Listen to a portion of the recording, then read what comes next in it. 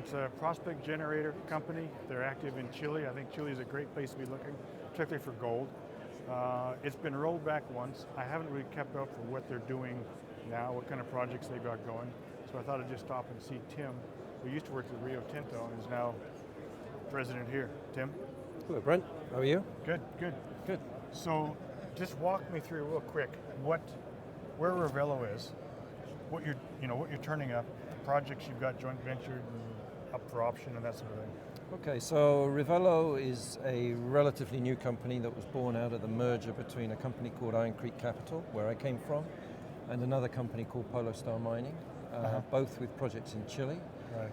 And together with that merger, we've completed 3 acquisitions, and we've put together a portfolio of 21 projects, around about 350,000 hectares in northern Chile. So I guess we're focused about 60-65% on copper moly, porphyry coppers, about 30% on gold, silver, mostly epithermal veins, and the remainder with an incipient portfolio of IOCG copper gold properties. So what gives you the advantage, or what makes you think that you can go into Chile, which has been explored for porphyry coppers for decades, and it's mostly owned by the majors. Most of the ground is owned by the majors. What are you doing different with turning up legitimate projects that they're going to want to spend their money on? Okay, so it is quite tough to stake meaningful ground in Chile, but it's not impossible, and we've done that. We've been there a long time. I have 20 years experience living and working in South America, so I know this part of the world very well. I'm a geologist. And we have a very small but very experienced team in Chile. And the predecessor to Revelo, Iron Creek, has been there since 2003. So we've been there a long time. We have a lot of experience. We know how the system works. We've been able to stake ground. But one of the big drivers for the acquisitions and finally the merger was that we saw other groups and companies with interesting land positions that we liked.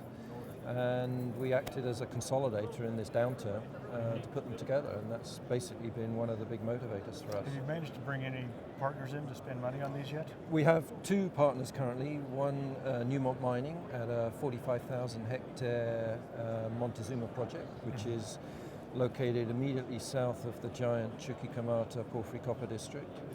Newmont are exploring for copper, surprising as that may seem, but they dedicate a portion of their budget to copper exploration. Obviously they operate the Batu Hijau mine in Indonesia. And we have a second partner in Austral Gold on our San Guillermo property. Austral operate the Guanaco mine. And we have dealt our San Guillermo property to them, which is relatively close to Guanaco. And they are shortly to start producing from a mining operation that is actually situated as an in-holding within our San Guillermo property. It's not ours, it's theirs, but they're going to start producing there. Where is that? Do you have a map? Yes. So here is San Guillermo, and you see that little white area in the middle? That is called Amancaya.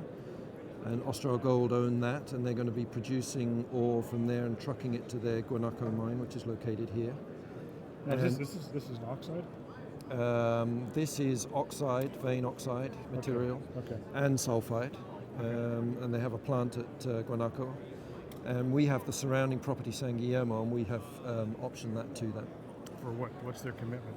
Okay, so they have it's an option and sale. They have a 3-year deal. They have to spend $3 million over 3 years, and they have to pay us $2.6 million over 3 years, and they will get 100%, and we get a 0.5% royalty on production from that. All right, good enough. What's your market cap now?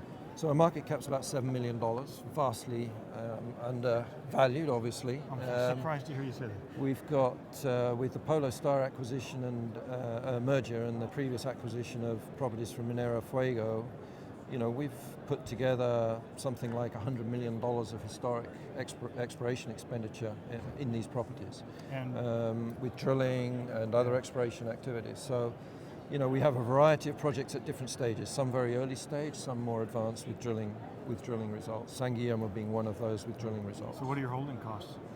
So all-in holding costs for this portfolio is around about $1 million a year. And how much cash have you got? We've got a little over $2 million right now. And what's your G&A and everything else? Okay, so our full-on burn, depending on exactly what we're doing on the ground, is something of the order of $2.5 million, including so property I see a maintenance. shortage here. Including property maintenance, yeah. Well, we're looking at ways of bringing in more cash, and we've got a few things in the pipeline. Okay. So yeah, I mean it's tough, but we've got a lot of interest. We've got confidentiality agreements signed on all of our remaining properties. We have a number of companies looking quite actively. We're hopeful we can do more deals. It's tough because everybody's cutting back right now, but. Maybe there's a glimmer of hope in the market right now, a bit of improvement in metals prices. We'll Felt see. good last week. We'll see what happens this week. Exactly. But, okay, all right, good. Well, thank you. Okay, good. Good Thanks luck. very much. Thank you. So that's Revelo, up-and-coming prospect generator. Have 2 joint ventures going. The one on the copper project, really they're going to get $2 million if they're successful in a small NSR. Not a big deal. They obviously don't have enough money to get through this year, I don't think. So they'll be raising money. It's one I'll watch for sure, but it's certainly not something I'm going to buy right now until I'd have to see something in their portfolio that really got me excited, and that'll take some time to look at.